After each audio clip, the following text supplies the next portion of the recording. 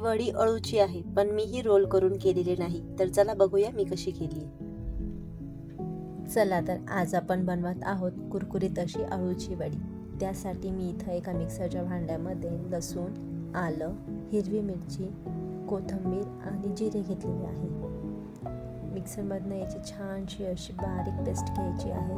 त्याच्यासोबतच इथे मी चिंच आणि गूळ हे सुद्धा याच्यातच ॲड करून घेतलेलं आहे. मी 20 मिनिटं अगोदर चिंच भिजत घातलेली होती, त्यासोबतच गुळाची 1 क्यूबही त्याच्यामध्ये ॲड केलेली आहे. हे छान बारीक असं वाटून घ्यायचं आहे. बघा आपलं वाटण रेडी आहे. आता मी इथे पानं स्वच्छ धुवून घेतलेली आहे. ही अळूची 10 पानं होती. आता हे छान कट करून घ्यायची आहे. मी अळूची वडी वळत नाही आहे, इथे त्याची कट करून वड्या बनवणार आहे. आता आपल्या वाटणामध्ये मी इथे हळद घालून घेतली, धने पावडर घालून घेतली, सोबतच थोडा गरम मसाला घालून घेतलेला आहे आणि मीठ घातलेलं आहे.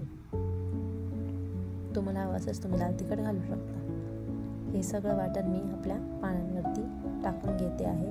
छान मिक्स करायचं आणि त्यानंतर याच्यामध्ये डाळीचं पीठ घ्यायचं आहे. साधारणतः 1 वाटीभर मी इथे डाळीचं पीठ घेतलं होतं आणि त्याला अर्धा कप म्हणजे अर्धा वाटी तांदळाचं पीठ घेतलेलं होतं. हे छान असं एकजीव करून घ्यायचं आहे. मस्त असा याचा एक गोळा झाला पाहिजे. मी एका ताटीला खाली तेल लावून घेतलं आणि त्याच्यावरती थोडेसे तीळ जे असतात पांढरे तीळ ती घालून घेतलेली आहे.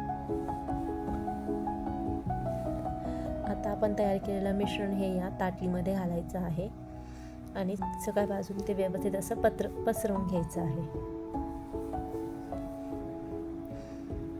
मी एका भांड्यामध्ये पाणी गरम करत ठेवलेलं आहे स्टीमरमध्ये. आपल्याला हे सगळं व्यवस्थित असं स्टीम करून घ्यायचं आहे. हे बघा मी स्टीमरमध्ये पाणी तापायला ठेवलेलं आहे. आपल्याला ही वडी 20 मिनिटं स्टीम करून घ्यायची आहे.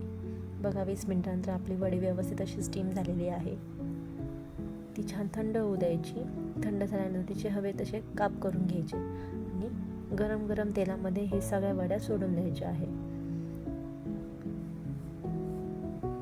हे बघा अगदी कडकडीत तेलामध्ये मी ह्या सगळ्या वड्या सोडून घेतलेल्या आहे आणि छान अशा खरपूस होईपर्यंत ह्या वड्या व्यवस्थित अशा तळून घ्यायच्या आहे. तळून घेतल्यानंतर एका भांड्यामध्ये मी ह्या वड्या काढून घेतल्या आणि एन्जॉय करायच्या आहे.